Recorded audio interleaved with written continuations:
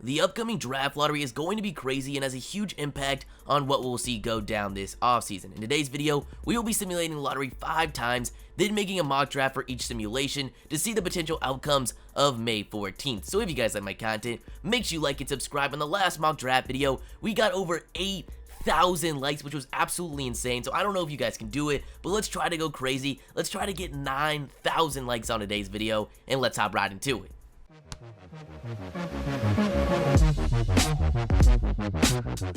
For all the simulations in today's video, I will be using the website Tankathon. Now, Tankathon automatically creates mocks for each simulation, but obviously, I'm going to be making my own for each. If you guys are interested in doing the same thing while maintaining the graphics Tankathon has, all you have to do is inspect the webpage to view the code, and then there, you can switch around the players. So that's how I did it for today's video. So let's get right into the first simulation.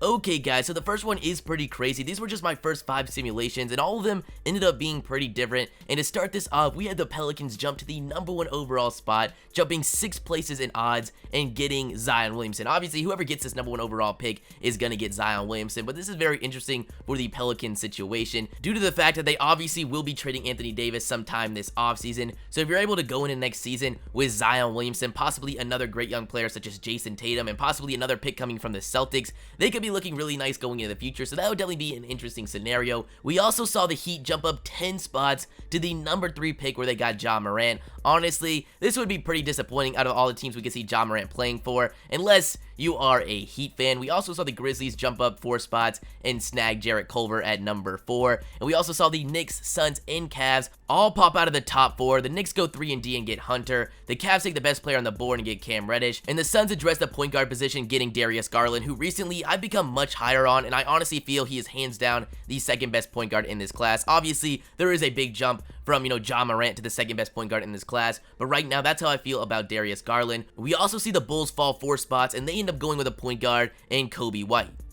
For the second simulation, again, we saw a surprise at the #1 pick as we see the Washington Wizards jump up 5 spots and take Zion Williamson. This would instantly make their situation a lot better, and also would take off some of the burden of Wall's contract. Alongside Wall and Beal, I think they would be looking pretty good headed into next season, and already a top-heavy Eastern Conference. We also see the Minnesota Timberwolves jump up 8 spots to get the #2 pick where they take Ja Morant, who I think would make for a pretty nice partner in crime alongside Karl Anthony Towns. And again, we see the Suns and the Knicks fall in the draft. They end up going at 5 and 6 where they take DeAndre Hunter and Cam Reddish, and I'm honestly undecided on whether the Suns would go Cam Reddish or Darius Garland here. Really undecided, and you're going to see that in some upcoming simulations. We also see the Celtics get that Grizzlies selection as they fall to #9, and I have them going with a project player in Sekou Doumbouya. We also see the Hawks take a huge L as we see both their pick and the Mavericks pick fall to 8 and 10. I have them doubling up at center, but they could easily use that 10th overall pick on a guy like Brandon Clark or a backup point guard for Trae Young and Kobe White.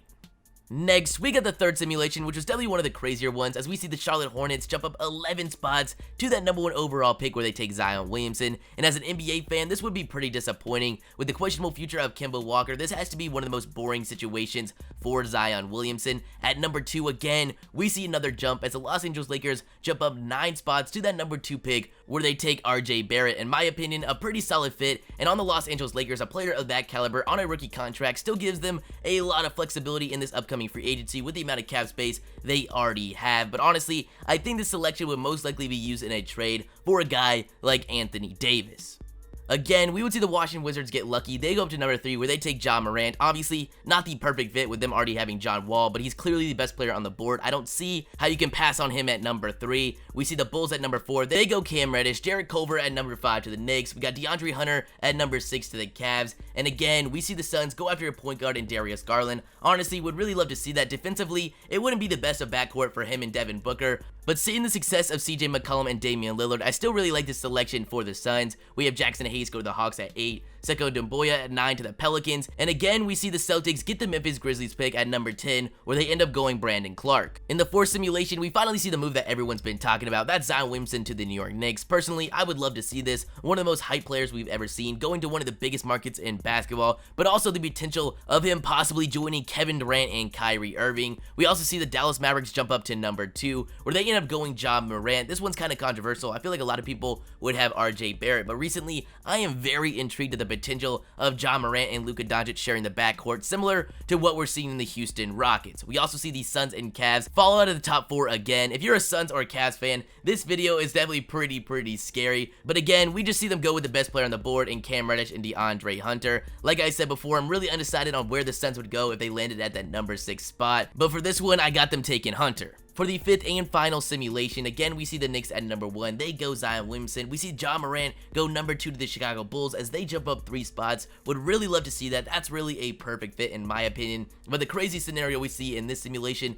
is the Boston Celtics, like we talked about in the last video, getting 2 top 10 selections as they get the 3rd overall pick via their selection from the Kings, where they end up going RJ Barrett, but they also managed to get the 9th overall pick where they end up going Brandon Clark. Would definitely be crazy. And again, I'm sorry Suns and Cavs fans, but you guys fall out of the top 4 at 5 and 6 like we've seen in practically every simulation in this video today. But that's all we got. If you guys liked the video, make sure you like and subscribe, and the shoutouts are gonna be Norman Levy, Sims Bennett, Terrell Coleman, Von Tistic, and Pillowcase 56. If you guys want to shout out in the next video, all you gotta do is like the video, comment like the rep notification gang, and I'll shout 5 of you guys out. With all that being said, hope you guys have a great day, and peace.